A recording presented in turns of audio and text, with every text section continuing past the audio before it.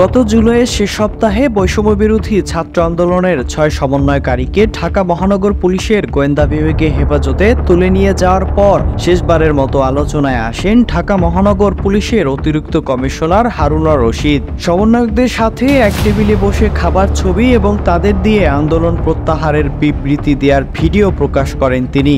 পরে তার আপত্তিকর ভিডিও ভাইরাল হলে তাকে গোয়েন্দা শাখার দায়িত্ব থেকে সরিয়ে ডিএমপির ক্রাইম অ্যান্ড অপারেশন শাখায় পদায়ন করা হয়। নতুন অফিসে সবশেষ ২রা আগস্ট দায়িত্ব পালন করছিলেন হারুন। এরপর থেকেই তার খোঁজ পাওয়া যাচ্ছিল না। ২০১১ সালের জুলাইয়ে জাতীয় সংসদের সামনে এক মিছিলে তৎকালীন বিরোধী দলীয় চিফ হুইপ জয়নাল আবেদিন ফারুককে মারধর করে প্রথম আলোচনায় আসা হারুন এখন টক অব দ্য কান্ট্রি। গোয়েন্দা পুলিশের মানুষকে তুলে নিয়ে গিয়ে ভাত খাইয়ে ভিডিও ছেড়ে দেয়া, বিরোধী দলের প্রতিটি আন্দোলনে বিএনপির প্রধান কার্যালয়ে বোমা ও বাঁশের লাঠিসোঁটা উদ্ধার, প্রতিদিনই সাংবাদিকদের একাধিকবার ব্রিফিং করা, তারকাদের সাথে ফটো সেশন, যাকে তাকে ডিবিতে তুলে নিয়ে আসা, হেফাজতে নির্যাতন, আপত্তিকর ভিডিও ছড়িয়ে দেওয়ার ভয় দেখিয়ে টাকা আদায়, এমন নানা নেতিবাচক কাজে দেশজুড়ে ব্যাপক সমালোচিত এই কর্মকর্তা। সাবেক প্রধানমন্ত্রী শেখ হাসিনার পদত্যাগ ও দেশত্যাগের খবর ছড়িয়ে পড়লে লাখো জনতা সোমবার দুপুর থেকে নেমে আসে ঢাকার রাজপথে। ঢাকার যাত্রাবাড়ি, পুরান ঢাকা, পোস্তগোলা দিয়ে প্রথমে শহীদ মিনার ও পরে গণভবনের উদ্দেশ্যে ঢলে অনেকে সচিবালয় ও বঙ্গবাজারের সড়ক দিয়ে এগোতে থাকে। প্রাণ ভয়ে এর মধ্যেই অনেক পুলিশ কর্মকর্তা তাদের ইউনিফর্ম খুলে ফেলেন।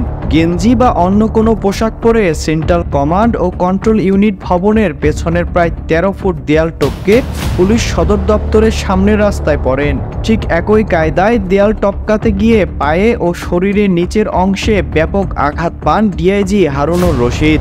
পরে সেখান থেকে তিনি আইজিপির সঙ্গে চলে যান পুলিশ সদর দপ্তরে। বিকেলে পরিস্থিতি কিছুটা স্বাভাবিক হলে আবারও পুলিশ সদর দপ্তরে লাগোয়া ঢাকা দক্ষিণ সিটি কর্পোরেশনের দেয়াল টপকে কোনো রকম প্রাণে বেঁচে ফিরেন হারুন। পুলিশের একটি সূত্র বলছে, ওই দিন তিনি কূটনৈতিক এলাকায় একটি দূতাবাসে আশ্রয় নেন। ২০০৬ সালে ডিভি লটারিতে আমেরিকার ভিসা পান হারুনের স্ত্রী। বৈধ ভিসা থাকায় সেই সূত্রে আমেরিকা পালানোর চেষ্টা করেন তিনি। যোগাযোগ করেন মার্কিন দূতাবাসেও, নিশ্চয়তা চান তাকে অক্ষত অবস্থায় বিমানবন্দরে বিমানে তুলে দিয়ে আসার। তবে কূটনৈতিক সূত্র জানায় তার প্রস্তাব নাকচ করে দেয় দূতাবাস।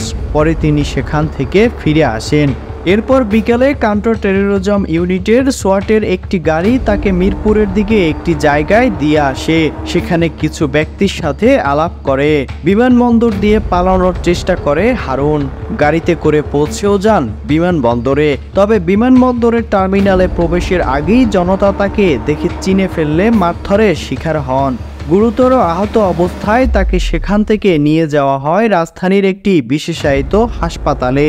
সবশেষ খবর পাওয়া পর্যন্ত হারুন সেখানেই চিকিৎসাধীন রয়েছেন। Miran Ahmed, SA TV digital.